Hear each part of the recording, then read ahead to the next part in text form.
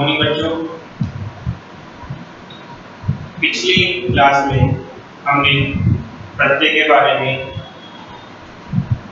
कुछ जानकारी प्राप्त की थी। प्रत्यय से कहते हैं, प्रत्यय की क्या परिभाषा है, प्रत्यय का क्या है, कौन कौन से प्रत्यय होते हैं, उन सभी के बारे में हमने जानकारी प्राप्त की थी। उसमें बताया गया था कि प्रत्यय के 3 भेद होते हैं, कृत, कर्तृत्व और स्त्री प्रत्यय।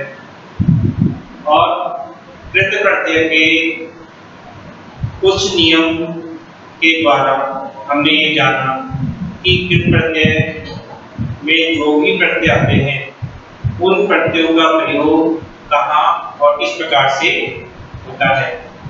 उसी कड़ी में हम आज कृत प्रत्यय के बाकी प्रत्ययों के बारे में जानकारी प्राप्त करेंगे। पिछले जो क्लास हुई थी, पिछला जो वीडियो था, उसमें हमने कृत के 2 भेदों के बारे में जानकारी करी थी। एक था यह प्रत्यय और एक कृत्वा प्रत्यय। आज हम कृत प्रत्यय के 2 भेदों की और जानकारी प्राप्त करेंगे, उनके बारे में जानेंगे। आज हम जो कृत प्रत्यय का भेद पढ़ने जा रहे हैं वह है तुमुल प्रत्यय। कौन सा है? तुमुल प्रत्यय। पिछले क्लास में हमने बताया था कि कृत प्रत्यय के नियम बताए थे कि अव्यय पद के लिए कौन कौन से प्रत्यय प्रयोग में लिए जाते हैं, संज्ञा पदों के विशेषण के लिए कौन से प्रयोग किए जाते हैं, भूतकाल के अर्थ के लिए कौन से प्रयोग किए जाते हैं। तो जब हमने पिछली क्लास में हमने अव्यय के बारे में बताया था कि 3 प्रत्यय अव्यय में आते हैं। कौन कौन से थे? एक कर्तृ प्रत्यय था, एक यह प्रत्यय था और एक तुमुल प्रत्यय। तो आज हम तुमुल प्रत्यय के बारे में जानकारी करेंगे। तो कृत प्रत्यय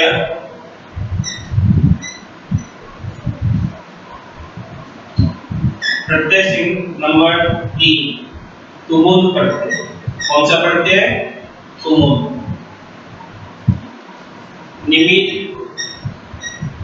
निमित्तार्थक। निमित्तार्थक अर्थात के लिए। इस प्रत्यय का प्रयोग, इस प्रत्यय का प्रयोग के लिए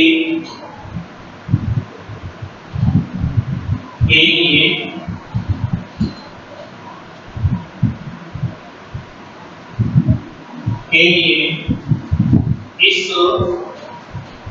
अर्थ में प्रयुक्त होता है। तुमुल जो प्रत्यय है ये किस अर्थ के लिए प्रयुक्त होता है? के लिए अर्थ के लिए होता है। नियम 1, तुमुल प्रत्यय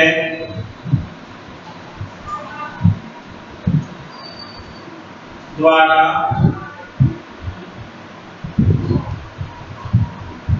दो क्रियापदों में जिसमें कर्ता एक ही होता है, कर्ता एक ही होता है, वहां इस प्रत्यय का प्रयोग होता है, वहां इस प्रत्यय का प्रयोग होता है। मतलब यह कि जिस वाक्य में 2 क्रियाएं होती है और कर्ता एक ही होता है, उस वाक्य में तुमुल प्रत्यय का प्रयोग किया जाता है। उदाहरण देखते हैं। सह पठितुम पठितुं विद्यालयं गच्छति। सः पठितुं विद्यालयं गच्छति। देखें यहाँ पे पठितुं और गच्छति ये दोनों क्रिया एक और क्रिया नंबर 2। क्रिया नंबर 1 और क्रिया नंबर 2। यहाँ पे दो क्रियाएं हो रही है, एक पढ़ने की और एक जाने की। तो जिस अर्थ के लिए, जिस प्रयोजन के लिए वह कार्य होता है, उस प्रयोजनवाची धातु में या क्रिया में तुमुल प्रत्यय का प्रयोग होता है। जैसे कि उदाहरण में देखते हैं कि सः पठितुं विद्यालयं गच्छति, वह पढ़ने के लिए विद्यालय जाता है। वह पढ़ने के लिए विद्यालय जाता है। अब यहाँ पे दो क्रियाएं हैं, एक पढ़ना और एक जाना। अगर हम इसको हटा देते हैं तो क्या आएगा? सः विद्यालयं गच्छति, वह विद्यालय जाता है। अगर हम उसका क्वेश्चन पूछें किमर्थम विद्यालयं गच्छति, तो उसका आंसर होगा पठितुं, वह पढ़ने के लिए विद्यालय जाता है।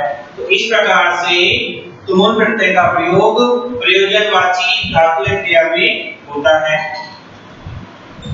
दूसरा नियम है तुमुल प्रत्यय से बनने वाले पद अव्यय माने जाते हैं।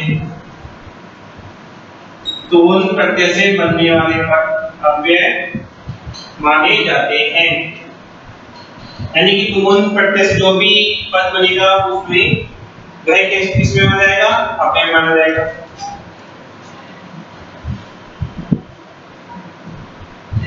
इसके बाद तुमुल प्रत्यय में से, तुमुल प्रत्यय में से मैं वर्ण के स्वर, वह वर्ण के स्वर उ तथा अंतिम वर्ण न का लोप हो जाता है, न का लोप हो जाता है।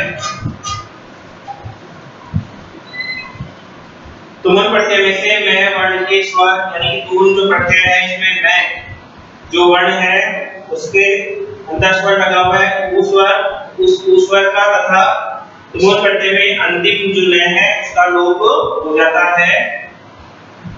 केवल तुम शेष रहता है, केवल तुम शेष रहता है, केवल तुम शेष रहता है। अगला जो नियम हम देखें इसका,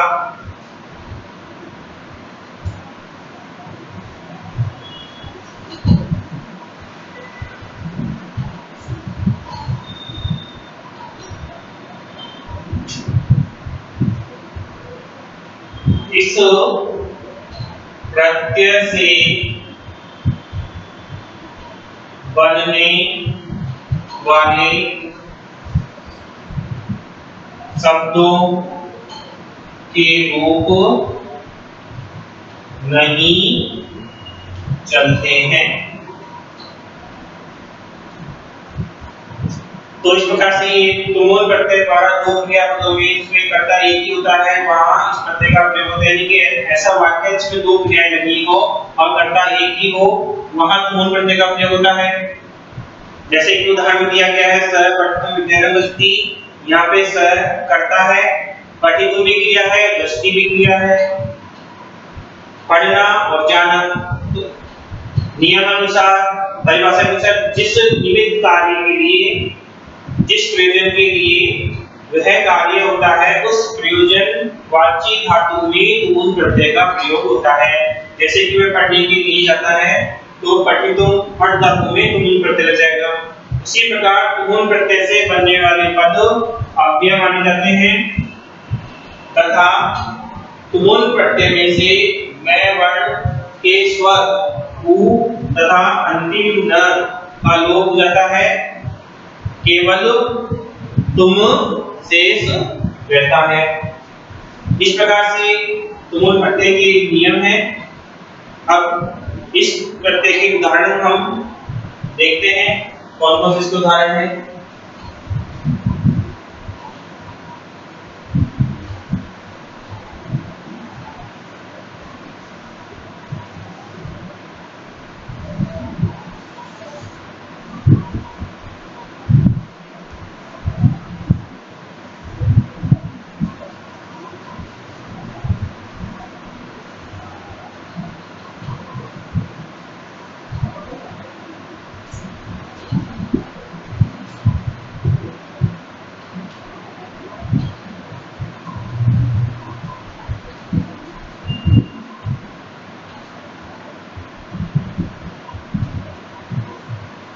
तुमुल प्रत्यय के उदाहरण। पहला उदाहरण वद प्लस तुमुल। वद धातु है और तुमुल प्रत्यय है। उ और ने का लोप हो जाएगा तो क्या बनेगा? वद प्लस तुम, और जो सही पद बनेगा वह बनेगा वदी तुम। क्या बनेगा? वदी तुम। बोलने के लिए दूसरा है गम प्लस तुमुल। क्या बनेगा? गम प्लस तुम, गंतुम।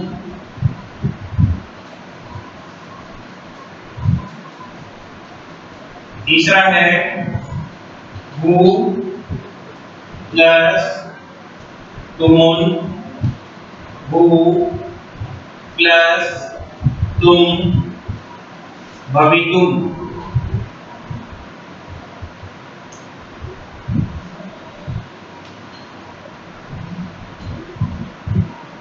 पा धातु है, तुमुल प्रत्यय। पा धातु कैसे बनेगी? किंतु प्लस तुम, यहाँ पे क्या बनेगा? पातुम।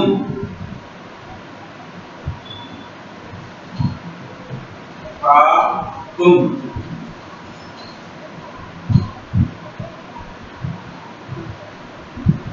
पीने के लिए। इसके बाद है लिख प्लस तुमुल, लिख प्लस तुम, लिखितुम।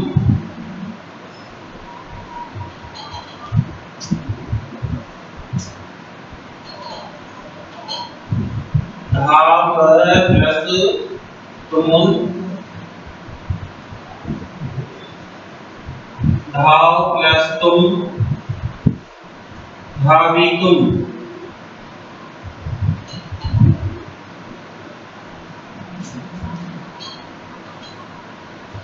रुद्र प्लस तुमुल, रुद्र प्लस तुम, रोदितुम।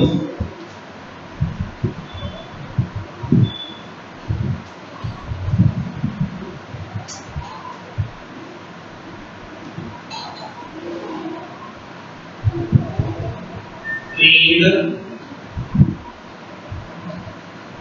प्लस तुमुल,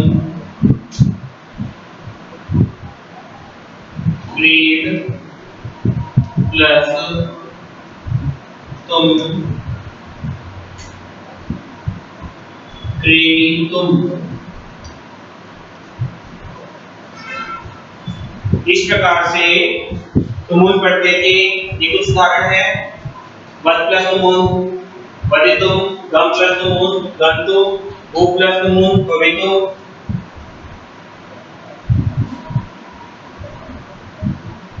चल प्लस तुमुल चल प्लस तुम चलितुम चलितुम।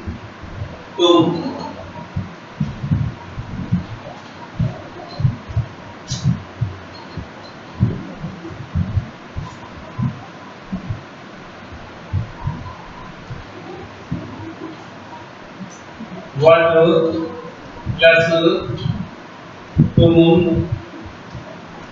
वद प्लस तुम वदितुम वदितुम। ये उदाहरण उतार लें। उसके बाद हम अगले जो है उनको हम लिखते हैं, इनको आप उतार लें।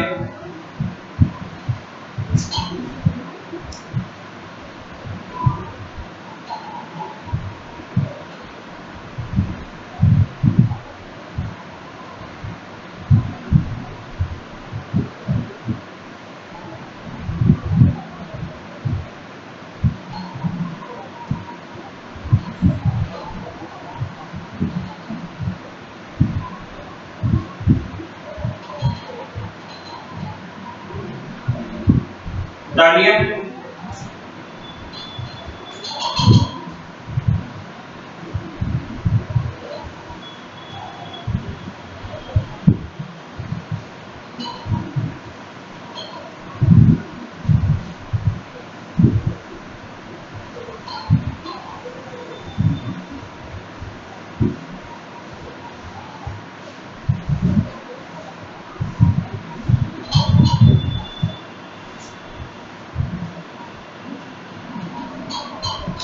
कृत प्रत्यय का जो पहला नियम था, अव्यय पदों के लिए कौन कौन से प्रत्ययों का प्रयोग किया जाता है, उसमें तीन प्रत्यय बताए गए थे।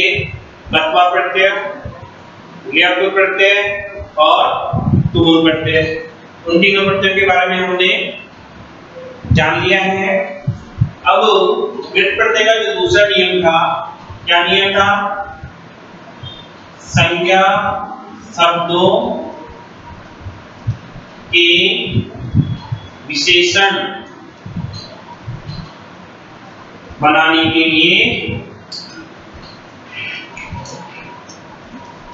संज्ञा शब्दों के विशेषण बनाने के लिए जिन प्रत्ययों का प्रयोग होता है,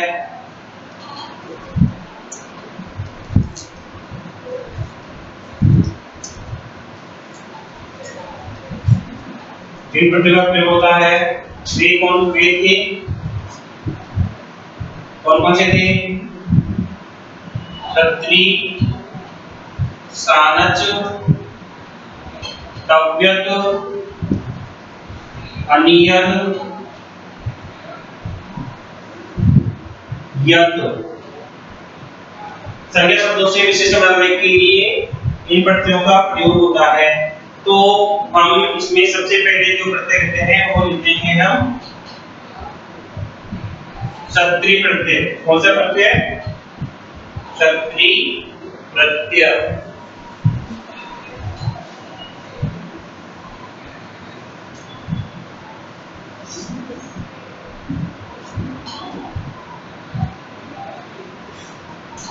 तीन प्रत्ययों में चौथे नंबर का प्रत्यय डालेंगे हम और उसमें लिखेंगे क्षत्रि।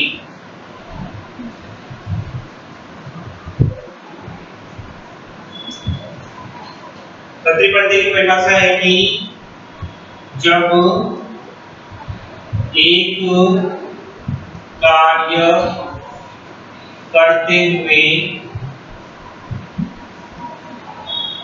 उसके साथ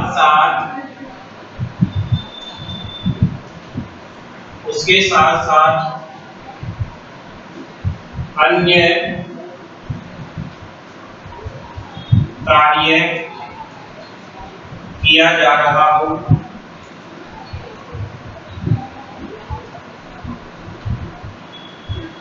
वहां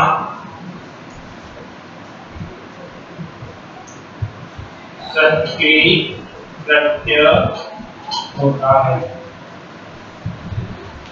एक कार्य के साथ दूसरा कार्य साथ किया जाना है तो वहां सत्क्रिय प्रत्यय होता है। उदाहरण,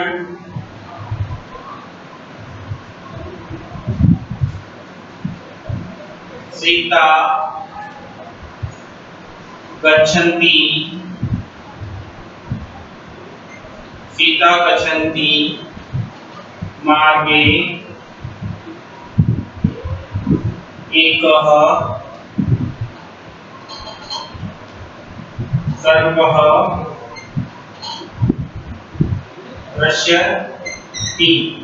अब देखिए इधर ये वाक्य है आपस में, सीता गच्छन्ति मार्गे एकः सर्पः दृश्यति। एकः सर्पम दृश्यति यानी कि सीता जाती हुई मार्ग में एक सांप को देखती है।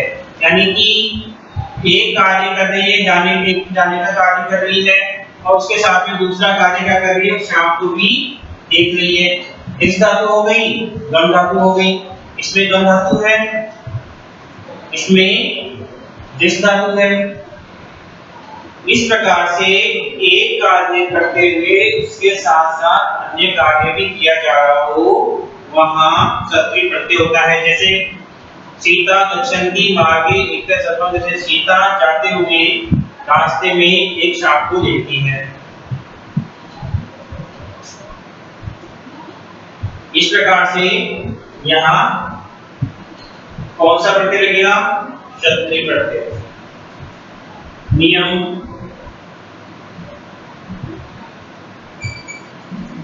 सत्क्रिय प्रत्यय का प्रयोग करते हुए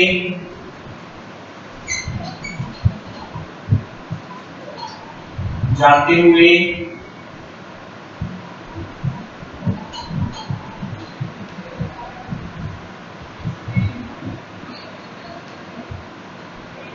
जाते हुए, करते हुए, जाते हुए, पढ़ते हुए,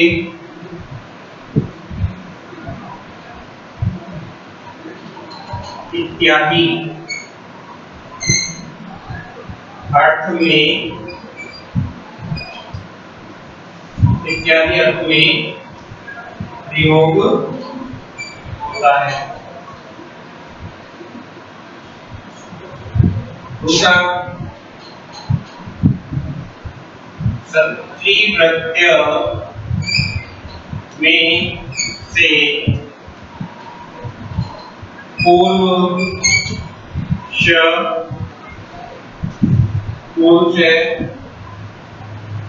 तथा अंतिम, पुरुष तथा अंतिम वर्ण के विकार का लोप हो जाता है, का लोप हो जाता है। सत्क्रिय प्रत्यय में से पूर्व से तथा अंतिम वर्ण के का लोप हो जाता है। केवल अत शेष रहता है, केवल अत शेष रहता है।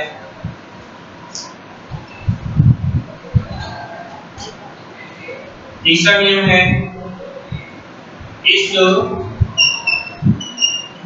प्रत्यय से बनने वाले शब्दों के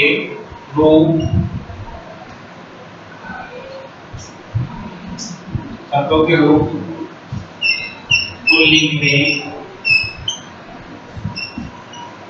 भवान, भवत शब्द के समान, पुल्लिंग में भवत, तत्,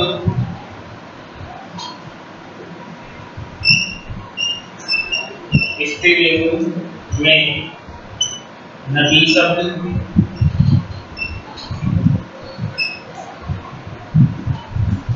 तथा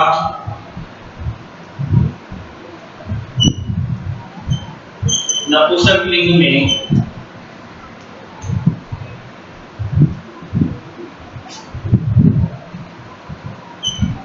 जगत शब्द के समान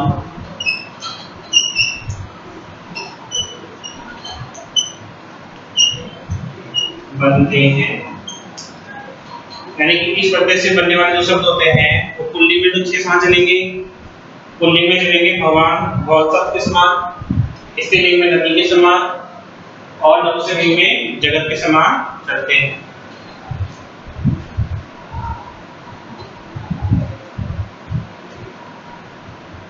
उदाहरण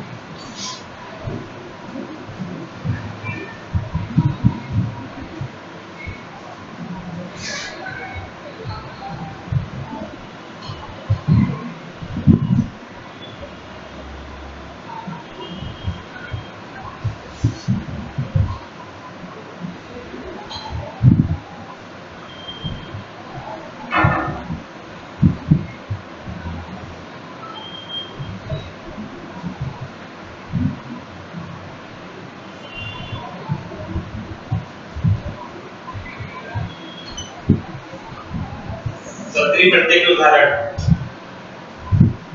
पहला उदाहरण है पट प्लस सत्री, पट प्लस पट पठत मूल शब्द है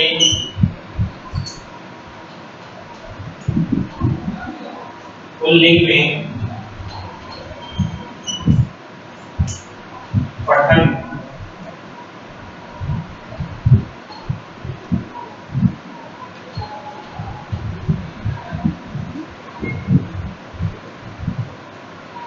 स्त्रीलिंग में पठन्ति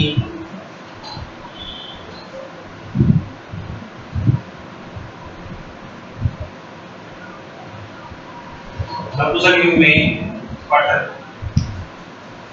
इस प्रकार से पहला जो उदाहरण पट धातु है सत्री प्रत्यय है, सत्री प्रत्यय में से अवशेष रहा पट प्लस पठन्ति, इसका मूल शब्द निकला है और मूल शब्द के बाद में हम इसको पुल्लिंग स्त्रीलिंग नपुंसकलिंग में लिखेंगे तो पुल्लिंग में आएगा पठन, स्त्रीलिंग में पठन्ति और नपुंसकलिंग में क्या बनेगा? पठत। दूसरा हम देखते हैं लिख प्लस सत्री, लिख प्लस अत, वो सब बनेगा इसका लिखत, पुल्लिंग में लिखन, स्त्रीलिंग में लिखन्ति, नपुंसकलिंग में लिखन।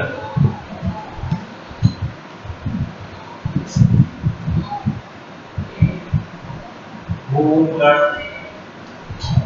सत्री,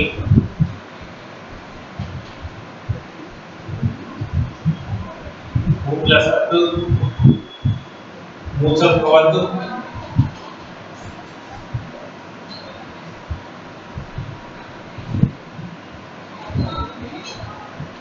भवान भवन्ति भवत्,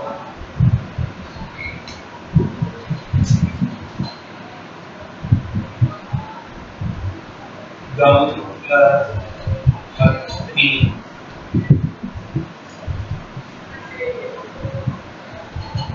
कम प्लस अर्थ मूलतम दर्शन दर्शन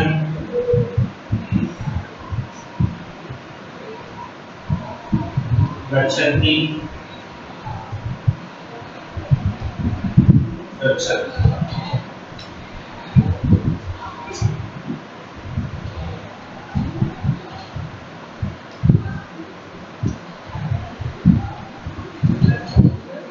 वद प्लस अर्थ वदतु वदन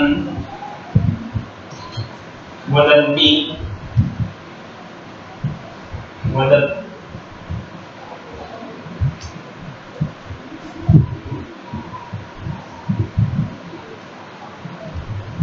क्रीड छतरी क्रीड प्लस अर्थ क्रीडत मूलतः है कुल्ली में क्रीडन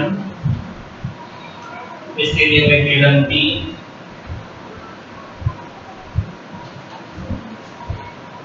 नपुंसकलिंग में क्रीडन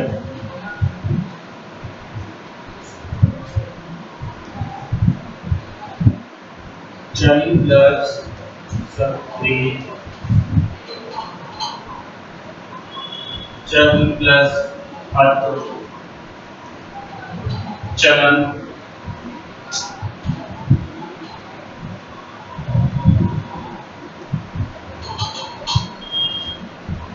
चलन्ति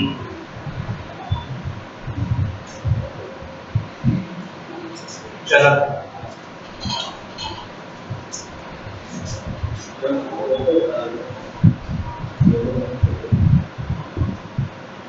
भाव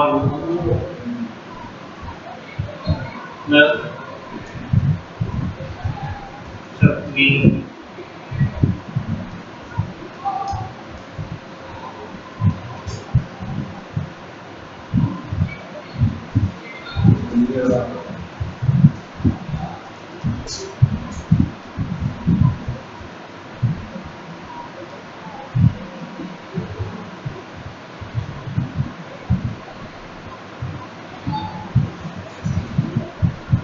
इस प्रकार से सत्री प्रत्यय के ये 8 उदाहरण हैं। इन 8 उदाहरणों में अर्थ हम देखते हैं तो पठन पठन्ति पठत पुल्लिंग में पठन स्त्रीलिंग में पठन्ति नपुंसकलिंग में पठत। तो इसका हिंदी अर्थ क्या बनेगा? हिंदी बनेगा पठत पढ़ते हुए, लिखत लिखते हुए, भवतु होते हुए, गच्छत जाते हुए, वदतु बोलते हुए, क्रीडत खेलते हुए, चलत चलते हुए, धावत दौड़ते हुए। इस प्रकार से सत्री प्रत्यय के ये 8 उदाहरण हैं, इनको आप उतार लें और समझ लें एक बार। आज जो हमने पढ़े थे कौन से प्रत्यय पढ़े थे? तो मूल प्रत्यय और सत्री प्रत्यय, ये 2 प्रत्यय हमने आज पढ़े थे। इन दोनों प्रत्ययों को आप ध्यान से देखें, पढ़ें और समझें। पहला वाला जो प्रत्यय था तो मूल प्रत्यय, वो किसके अंदर आता है? अव्यय पद बनाने के लिए आता है। और दूसरा जो ये कृत का चौथे नंबर का जो प्रत्यय है सत्री प्रत्यय, ये संज्ञा पद से विशेषण पद बनाने के लिए इस प्रत्यय का प्रयोग करते हैं। तो इस प्रकार से कृत प्रत्यय के 4 उदाहरण हो चुके हैं। अगली क्लास में हम इसके आगे जो प्रत्यय बचे हुए हैं, सानच है, कव्यत है, अनियत है और बोधकार्यक वाले कित और कित्वतु है, इन प्रत्ययों के बारे में हम पढ़ेंगे। आप इन सबको याद कर ले, नोट कर ले कॉपी में। तब तक और पिछला जो काम आपका बाकी चल रहा है वो आप पूरा तैयार रखें, करते रहें लगातार। इससे आपको समझने में दिक्कत नहीं आएगी। अगले क्लास में हम किस प्रत्यय के अगले जो भेद हैं उनके बारे में जानेंगे। धन्यवाद।